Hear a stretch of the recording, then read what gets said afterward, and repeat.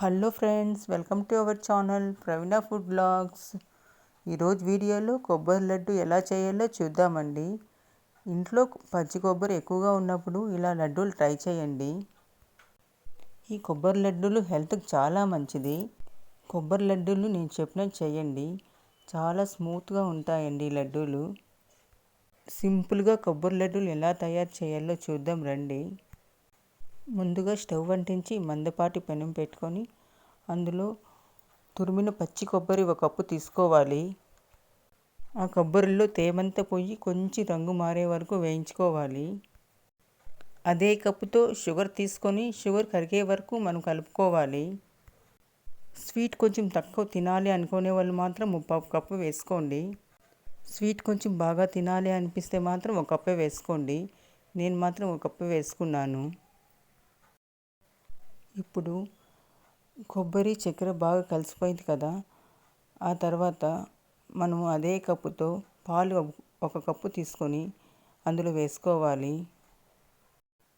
ఇప్పుడు ఫ్లేమ్ని high and మీడియంలో అడ్జస్ట్ చేసుకుంటూ ఆ మిశ్రమాన్ని మనం కలుపుతూ ఉండాలి. అలా మనం కలుపుతూ ఉండాలి. అప్పుడు మిశ్రమం అనేది దగ్గర పడుతుంది. ఈ కన్సిస్టెన్సీ వచ్చినప్పుడు 2 స్పూన్లు నెయ్యి వేసుకొని బాగా కలుపుకున్నాను. అలాగే ముందుగా నా ఛానల్ చూస్తున్న వారు please subscribe, like and share our channel friends. ఫ్లేమ్ని మీడియంలో పెట్టుకొని కలుపుతూ ఉండండి. అప్పుడు ఆ మిశ్రమం దగ్గర పడుతుంది. అందులోనే కొంచెం 1 స్పూన్ దాకా నేను ఇలాచీ పౌడర్ వేసుకున్నాను. ఇలాచీ పౌడర్ వేయడం వల్ల ఆ స్వీట్కి ఫ్లేవర్ అనేది చాలా బాగుంటుంది.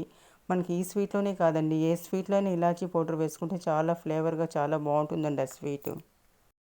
మనం కలుపుతూ ఉన్నాం కదా, ఇలా కలుపుతూ ఉంటే ఆ మిశ్రమం దగ్గరికి వచ్చేస్తుందండి. ఆ స్వీట్ దగ్గరికి వచ్చేసరికి బాణీలు అతుక్కోకుండా ఆ స్వీట్ సపరేట్ అయిపోతుందండి.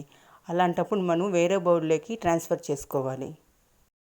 ఇప్పుడు చేతికి కొంచెం గీ అప్లై చేసుకొని మనకు కావాల్సిన సైజులో లడ్డూలు చుట్టుకోవడమేనండి. నేనైతే మాత్రము లడ్డూల్ని మీడియం సైజులో చేసుకున్నానండి. అంతేనండి, కొబ్బరి లడ్లు రెడీ. ఈ వీడియో నచ్చినట్లయితే ఎలా ఉందో ట్రై చేసి కామెంట్ బాక్స్లో కామెంట్ చేయండి ఫ్రెండ్స్.